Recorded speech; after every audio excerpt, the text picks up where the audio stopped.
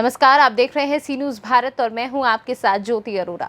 वक्त हो गया है न्यूज़ बुलेटिन का, जिसमें हम जानेंगे कि कहां स्वच्छता अभियान और महामारी जागरूकता के लिए वाहनों को किया गया रवाना, कहां नामांकन पत्र देने में देरी से फैला आक्रोश। सभी खबरों को जानेंगे विस्तार से, तो चलिए शुरू करते हैं खबरों का सिलसिला।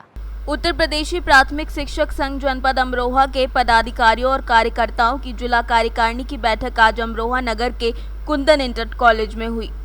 उसके बारे में बताते हुए जिलाध्यक्ष यशपाल सिंह ने बताया कि 21 सूत्री मांगों को लेकर हमारी इस बैठक में ज्ञान मंथन हुआ, जिसमें निर्णय लिया गया कि जनपद स्तर पर हम सभी प्रमुख मांगों को मनवाने के लिए अलग अलग तरीके से अलग अलग तारीख तय करके प्रशासन और शासन तक अपनी आवाज़ पहुंचाएंगे। इसके अलावा उन्होंने बताया कि शीर्ष नेतृत्व के आह्वान पर अगली रणनीति बनाई जाएगी। फिलहाल जिला स्तर पर हम लोग जल्द ही धरना प्रदर्शन करेंगे। मैं यशपाल सिंह, जिलाध्यक्ष उत्तर प्रदेश प्राथमिक शिक्षक संघ जनपद अमरोहा। आज ये 21 सूत्रीय मांगों को लेकर हमारे पूरे जिले की कार्यकारिणी और ब्लॉकों की कार्यकारिणी की एक संयुक्त बैठक हुई है, जिसे जो बिजनौर से आए पर्यवेक्षक जो प्रदेश से भेजे गए हैं महेंद्र सिंह जी, उन्होंने इसमें भाग लिया है और उसके बारे में जो चर्चा हुई है।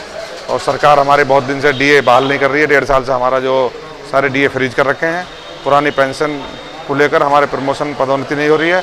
इन सब मांगों को लेकर हमारी चर्चा हुई है, जिसकी हम तैयारी कर रहे हैं। जैसा आगे प्रदेश से आगे निर्देश मिलेगा उस तरीके से हम काम करेंगे। अमरोहा से सीनियर संवाददाता गौरव श्रीमाली की रिपोर्ट।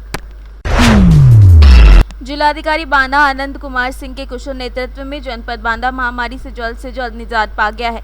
तीसरी लहर को लेकर पूरा प्रशासनिक अमला पूरी सावधानी बरत रहा है। प्रचार और जागरूकता वाहनों को जनपद के समस्त ग्रामों में भेजने के पीछे एकमात्र लक्ष्य है कि लोगों को सही जानकारी हो सके। लोगों के अंदर कोरोना टीकाकरण को लेकर बहुत भ्रांतियां हैं, जिनको लेकर जागरूकता वाहनों के जरिए दूर किया जाएगा। बांदा प्रशासन का एकमात्र लक्ष्य है कि स्वच्छ बांदा, सुंदर बांदा और स्वस्थ बांदा हो जाए। इन प्रचार और जागरूकता वाहनों को रवाना करने के कार्यक्रम में मुख्य रूप से जिलाधिकारी बांदा, मुख्य विकास अधिकारी, जिला पंचायत राज अधिकारी सर्वेश कुमार पांडे सहित अधिकारी और कर्मचारी उपस्थित रहे। जिला पंचायत राज अधिकारी सर्वेश कुमार पांडे ने जनपद वासियों से अपील की कि स्वच्छता बनाए रखें, टीकाकरण करवाएं और गज की दूरी बनाए रखें। डरे नहीं और डरवाएं भी नहीं, भ्रामक जानकारियां न फैलाएं, समय समय पर हाथ साबुन से धुलें। कोरोना अभी गया नहीं है, इसीलिए कोई ढिलाई ना करें। लिए आज कुछ रथों को रवाना किया गया है, क्या कुछ उद्देश्य है? जैसा कि आप सभी जानते हैं कि कोरोना महामारी में पूरा विश्व जूझ रहा है और हमारा जनपद बांदा भी इससे छूटा नहीं है। जहां हम लोग अभी दूसरे चरण में बढ़ चढ़ के साफ सफाई, सैनिटाइजेशन और वैक्सीनेशन के काम में क्लस्टर वाइज और सेक्टर और जोन वाइज काम किया गया, जिसमें बड़ी सफलता मिली। हम लोग बहुत जल्दी कोरोना वायरस के संक्रमण को नियंत्रित करने में सफल हुए। उसी क्रम में हमारी जिला स्वच्छता समिति, जिसके अध्यक्ष जिलाधिकारी महोदय हैं, निर्णय लिया गया प्रथम चरण की सफलता को देखते हुए और तीसरी लहर की संभावित संभावना जो हमारे चिकित्सा वैज्ञानिकों ने फॉरकास्ट किया है, उसके दृष्टिगत ये निर्णय लिया गया कि 1 माह के लिए दोबारा इन स्वच्छता कोविड रथ को गांव पंचायतों में, जहां हमारा वैक्सीनेशन हो रहा है, जहां साफ सफाई का काम हो रहा है, वहां उन कार्यों को गति देने के लिए, प्रचार प्रसार के लिए, जागरूक करने के लिए आज पुनः 8 विकास खंडों के लिए एक स्वच्छता रथ कोविड वाहन का जिलाधिकारी महोदय, मुख्य विकास अधिकारी महोदय और जिला स्तरीय अधिकारियों के साथ हरी झंडी दिखा के रवानगी की गई है, जिसमें हमें पूर्ण विश्वास है कि हम लोग अपने इस कार्य में, अपने प्रचार प्रसार में सफल होंगे। बांदा से सी न्यूज़ संवाददाता कुलदीप त्रिपाठी की रिपोर्ट। फिरोजाबाद के शिकोहाबाद ब्लॉक कार्यालय पर सुबह 11 बजे से ब्लॉक प्रमुख के चुनाव नामांकन देने की अधिसूचना थी, लेकिन 1 बजे तक बीडीओ ऑफिस नहीं पहुंचे, आरओ भी नहीं आए। सपा नेता नामांकन पत्र लेने पहुंचे, अधिकारियों ने मना कर दिया। इसके बाद सपा नेताओं ने उच्च पदाधिकारियों से संपर्क किया तो एसडीएम देवेंद्र सिंह, सीओ राजवीर सिंह मौके पर पहुंचे, तब बीडीओ आए। सपा के कार्यकर्ताओं के साथ सपा एमएलसी दिलीप यादव, जिलाध्यक्ष डीपी यादव मौके पर पहुंचे, तब 1:30 बजे नामांकन दिया गया। नेताओं में काफी आक्रोश दिखा और नाराजगी भी दिखी। सुबह ब्लॉक पर देखा गया, क्या समस्या थी, किस तरीके का संदेह रहा? असल में ब्लॉक प्रमुख चुनाव में यहाँ पर जो समय पर्चे का था, उस समय उपलब्ध पर्चे नहीं हो पाए थे, तो मुझे अभी यहाँ शांति जी ने फ़ोन किया तो मैंने डीएम साहब को फ़ोन किया तो डीएम साहब ने कहा कि मैं 15 मिनट में पर्चे उपलब्ध करा दूंगा। तो मुझे यहाँ आना इसीलिए पड़ा कि शायद पर्चे क्यों नहीं मिल रहे हैं, लेकिन यहाँ आए तो एसडीएम साहब सीओ साहब बैठे, उनने पर्चे उपलब्ध कराए हैं। वीडियो साहब कह रहे हैं अपना, उनका कहना था कि मैंने पर्चे मेरी गलती से यहाँ उपलब्ध नहीं हो पाए, तो सेट नहीं बन पाए। उन्हें सेट बनवा के जो लोग चाह रहे थे उन्हें पर्चे मिल गए। आप लोगों को किस तरीके का संदेह लग रहा है? कहीं न कहीं आप संदेह को देख रहे हैं, प्रशासन की मंशा नहीं है। जहाँ हम लोगों के लोग चुनाव लड़ना चाहते हैं, चुनाव से रोकने का प्रयास रहा है और हमें पूरा ऐसा भरोसा है कि आगे भी रोका जाएगा, लेकिन समाजवादी पार्टी के जो प्रत्याशी हैं वो पूरी ताकत से चुनाव लड़ेंगे। प्रशासन पूरा भारतीय जनता पार्टी का साथ दे रहा है। आपको देखने को आप सबके सामने, आप मीडिया, आप चौथा इस समय आपको सब नज़र आ रहा है कि क्या ठीक हो रहा है, क्या गलत हो रहा है। और पूरी जनता ने जनादेश दिया है, जनता के जनादेश का पालन भारतीय जनता पार्टी नहीं होने दे रही है। जो जनता का अधिकार है, जो लोकतंत्र पे हमें संवैधानिक अधिकार मिले, उन अधिकारों का हनन हो रहा है और जनता के चुने हुए प्रतिनिधियों को जिस जगह जाना चाहिए उन्हें नहीं जाने दिया जा रहा। भारतीय जनता पार्टी के लोग आप देख रहे हैं कहीं न कहीं दबाव बनाकर प्रशासन की मदद लेकर और भारतीय जनता पार्टी को लाभ पहुंचाने का काम कर रहे हैं। जिस प्रकार देखा जा रहा है, एक बच चुका है, एक अब जो पर्चा खरीदेंगे बैंक भी जाएंगे, कितने टाइम पैसे जमा कर पाएंगे, क्या होगा इनके साथ? आप ये समझ रहे हैं कहीं न कहीं भारतीय जनता पार्टी की रणनीति है कि जो लोग पर्चे भरने चाह रहे हैं उनको लेट कर दिया जाए, वो अपनी फीस जमा न करें, कहीं न कहीं पर्चा न भरने पाए, गलती से कहीं न कहीं इस चुनाव से ही बाहर हो जाएं। भारतीय जनता पार्टी को आप देख रहे हैं कि इनके मंसूबे, इनका विचार सब कुछ गलत है।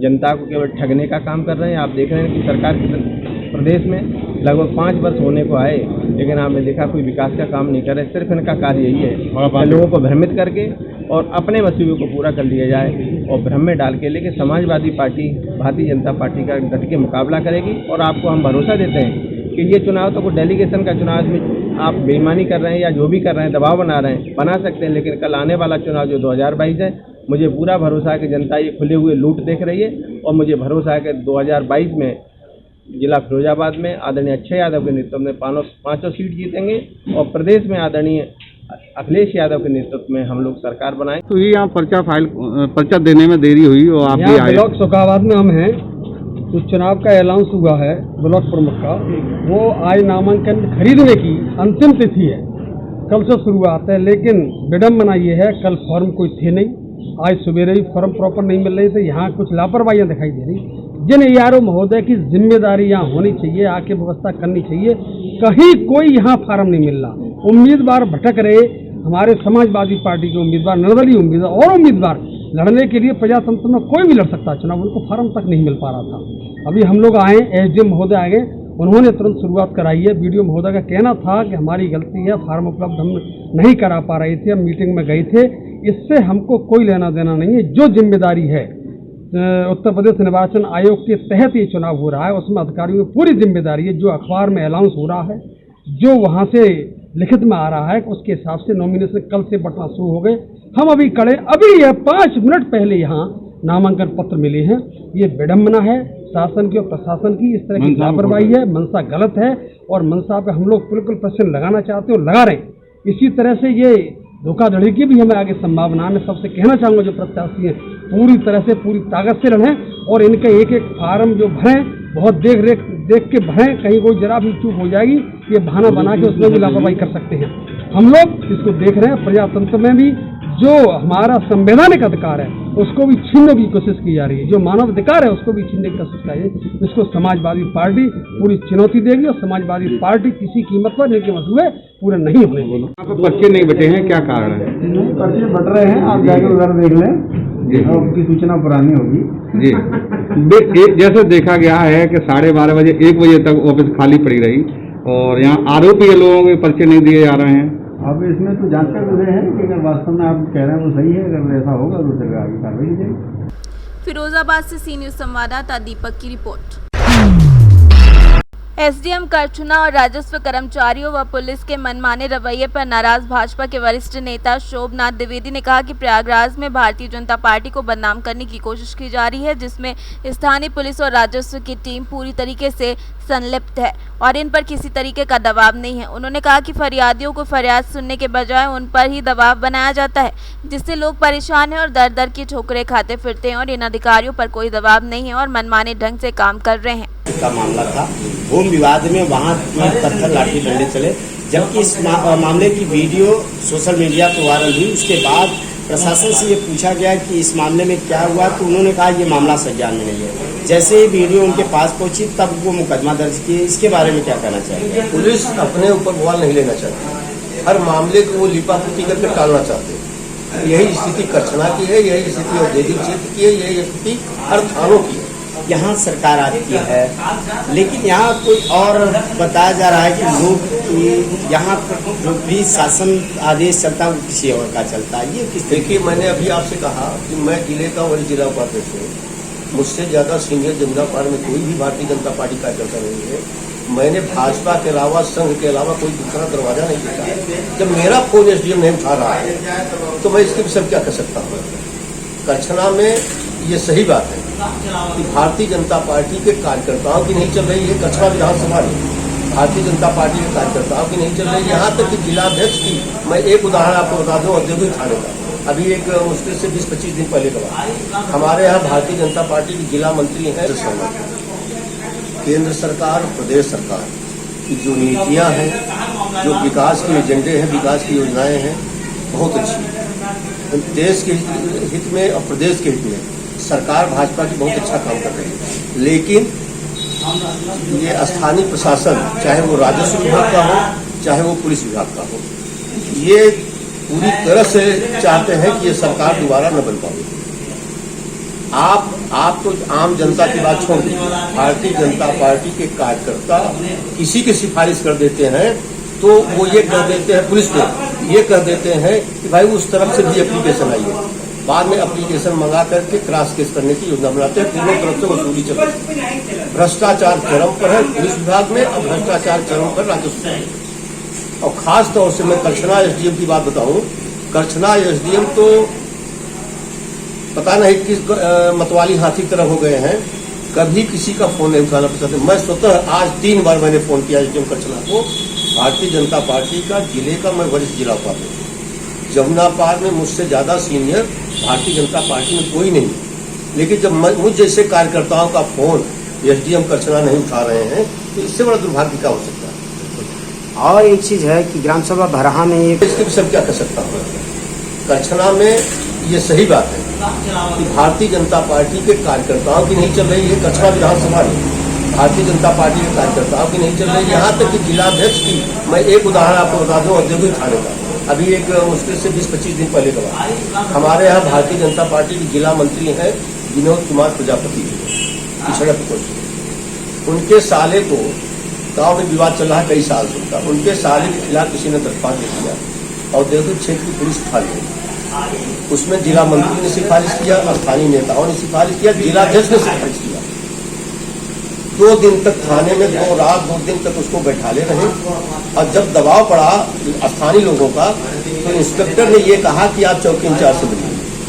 वो जब चौकी इंचार्ज के पास गए, सुविधा शुल्क दे दिया, तब उसका 151 चला दिया। ये जिला मंत्री के साले की बात है। जिला मंत्री भारतीय जनता पार्टी के जिम्मेदार व्यक्ति हो, जिम्मेदार पद है। जिलाध्यक्ष की सिफारिश के बावजूद, स्थानीय लोगों की सिफारिश के बावजूद भी जब तक उसने चौकी इंचार्ज को सुविधा शुरू नहीं दिया तब तक कोई काम नहीं हुआ। उसके बाद 151 हो गया। इतनी बड़ी भ्रष्टाचार। मैं सन 80 से संस्थापक सदस्य हूँ भारतीय जनता पार्टी के, संघ का स्वयं सेवक हूँ, प्रथम प्रशिक्षित हूँ। लेकिन इतनी रद्दी भ्रष्टाचार सरकार, मैंने स्थानीय प्रशासन और सरकार तो बढ़िया है, लेकिन स्थानीय प्रशासन, पुलिस प्रशासन, राजस्व, इतना भ्रष्ट मैंने कभी नहीं देखा जितना इस समय चल रहा है। तो इसको लेकर के आप क्या कुछ कदम उठाना चाहेंगे? पूरे हमारे जितने विधायक हैं, अभी आपने देखा थोड़े दिन पहले 200 विधायकों ने बगावत कर दिया था। इसी तरह से मामले को केंद्र के नेता, प्रदेश के नेता, हमारे संगठन के लोग लेकर के मामले को सुलझाए। अब ये कहा गया कि अब ऐसा नहीं होगा, योगी बाबा का डंडा चलने वाला है। लेकिन मेरे समझ में नहीं आता कि वो डंडा कहाँ है, किसके ऊपर चल रहा है।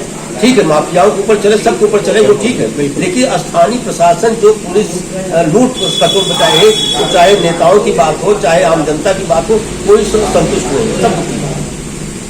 अब इसमें अगर आप हस्तक्षेप नहीं करेंगे तो आम जन जिस तरीके से परेशान है, हम लोग इसको लेकर के माध्यम से अपनी बात ऊपर पहुंचा रहे हैं। हम लोगों का काम तो इतना ही है ना, संगठन हम तो आप सामने बोल रहे हैं, यही गलत कर रहे हैं। कि हमको संगठन को सरकार के खिलाफ नहीं बोल रहा हूँ, संगठन के खिलाफ नहीं बोल रहा हूँ, लेकिन विधानसभा में स्थानीय प्रशासन के खिलाफ मैं बोल रहा हूँ कि ये कार्यकर्ताओं की उपेक्षा कर रहे हैं, आम जनता की उपेक्षा कर रहे हैं, सरकार के वो बदनाम करने की पूरी योजना बनाए हुए हैं। अब वो चाहे किसी के सह पर कर रहे हो, चाहे वो अपने से कर रहे हैं। आपका परिचय जानना चाहिए। मेरा परिचय, मैं सोमनारायण द्विवेदी, वरिष्ठ जिला उपाध्यक्ष भारतीय जनता पार्टी पंजाब। प्रयागराज से सी न्यूज संवाददाता मंगला प्रसाद पटेल की रिपोर्ट। फिलहाल के लिए न्यूज बुलेटिन में बस इतना ही। देश और दुनिया की तमाम बड़ी खबरों के लिए आप देखते रहिए सी न्यूज भारत।